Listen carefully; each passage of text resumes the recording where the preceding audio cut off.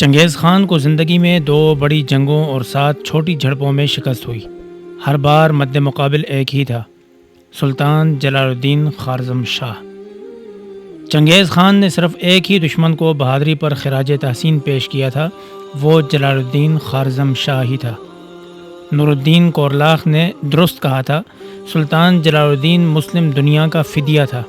یہ نہ ہوتا تو چنگیز خان کے ہاتھوں مسلم دنیا کی تباہی کی داستان زیادہ طویل اور دلفگار ہوتی۔ اس کا باپ چنگیز خان سے مقابلے کے لیے اس کا مشورہ مان لیتا تو شاید دنیا کی تاریخ مختلف ہوتی۔ اس کے اپنے ہی بھائی سازشیں کر کے تخت پر قابض نہ ہوتے تو شاید پھر بھی تاریخ کی کروٹ کچھ اور ہوتی۔ کیسا انسان تھا، تخت بھائیوں کے پاس چھوڑ کر جنگل کو نکل گیا کہ سلطنت کسی اور آزمائش میں نہ پڑ جائے۔ شکست کی راکھ سے اس نے عزیمت کا پرچم اٹھایا۔ کبھی 1000 کبھی 5000 جتنے جنگجو ملتے وہ ان کے ساتھ چنگیز خان کے لیے چیلنج بنا رہا، یہاں تک کہ وہ وقت آیا جب اس کے پاس ایک لشکر جرار تھا۔ اس نے چنگیز خان کو لکھا کہ تم میرے لیے جنگل جنگل خاک چھان رہے ہو، میں اس وقت یہاں بیٹھا ہوں، تم آؤ گے یا میں آؤں؟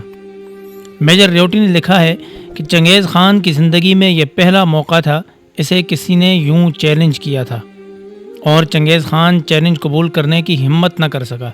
اسے معلوم تھا اگر جلال الدین یوں للکار رہا ہے تو شیر کے منہ میں سر دینا حکمت نہیں۔ یہ میرے الفاظ نہیں، چنگیز خان کے اس تذبذب کی یہ کہانی امیر عطا نے صدیوں پہلے لکھ دی تھی۔ وہ لکھتے ہیں، شیر خوارزم کے اس چیلنج نے چنگیز کو پاگل کر دیا تھا۔ وہ صبح سے شام لشکر کی تیاریوں پر صرف کرنے لگ گیا، لیکن پھر بھی اسے تسلی نہیں ہو رہی تھی کہ کیا وہ جلال الدین کا مقابلہ کرنے کو تیار ہے یا ابھی کچھ کمی رہ گئی ہے۔ اسے معلوم تھا للکارنے والا کون ہے، یہاں تک کہ پھر ایک گھوڑے پر سلطان کے لشکر کے سالاروں میں جھگڑا ہو گیا اور پھوٹ پڑ گئی۔ افغان سالار ناراض ہو کر لشکر لے کر چلا گیا۔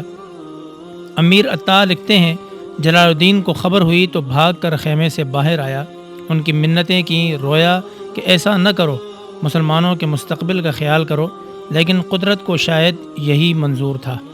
لشکر آدھا رہ گیا، چنگیز خان تو گویا اسی موقع کے انتظار میں تھا۔ آخری بڑی لڑائی دریائے سندھ کے کنارے ہوئی جب سازشوں اور داخلی جھگڑوں سے نڈھال سلطان جلال الدین 30,000 پناہ گزینوں، 3,000 گھڑ سواروں اور 500 کے قریب محافظوں کے ساتھ ہندوستان جا رہا تھا کہ چنگیز خان 2 لاکھ کے لشکر کے ساتھ آن پہنچا۔ 3,000 گھڑ سواروں کا مقابلہ 50,000 گھڑ سواروں سے تھا۔ مختلف مصنفین نے لکھا ہے کہ جلال الدین یوں لڑا کہ چنگیز خان حیران رہ گیا۔ اس نے چنگیز کے لشکر کو ادھیڑا اور اس کے مرکز تک جا پہنچا، پھر 70,000 کی مزید کمک چنگیز کو آن پہنچی۔ زخموں سے نڈھال سلطان گھیرے میں آ گیا تو چنگیز نے حکم دیا اسے زندہ گرفتار کر کے پیش کیا جائے۔ سلطان کے سامنے چنگیز تھا اور پیچھے دریائے سندھ۔ اس نے گرفتاری دینے کے بجائے پہاڑ سے گھوڑا دریا میں ڈال دیا۔ چنگیز خان کو اس کے تعاقب میں گھوڑا دریا میں ڈالنے کی ہمت نہ ہو سکی۔ وہ حیران کھڑا زخمی سلطان کو دیکھتا رہا، اسے یقین نہیں آ رہا تھا کہ کوئی یوں بھی کر سکتا ہے۔ پھر اس نے اپنی فوج کے سالاروں کو بلا کر کہا، اس شخص کو دیکھو، اس کی ماں کو اس پر فخر ہونا چاہیے، کیسا بہادر بیٹا پیدا کیا ہے۔ یہ واقعہ ازبک، فارسی اور ترک لوک داستانوں کا حصہ ہے اور اس کی منظر کشی بھی کی گئی ہے۔ یہ مقام پاکستان میں ہے اور گھوڑا طرب کے نام سے مشہور ہے۔ لوگ دیکھتے ہیں اور یقین نہیں کرتے کہ کوئی یہاں پہاڑ سے سیدھا نیچے دریا میں گھوڑا کیسے ڈال سکتا ہے۔ جی ناظرین، آپ نے یہ واقعہ سنا۔ یہ مقام اس وقت پاکستان کے مشہور ضلع اٹک کے اندر باغ نیلاب کے اندر یہ مقام موجود ہے۔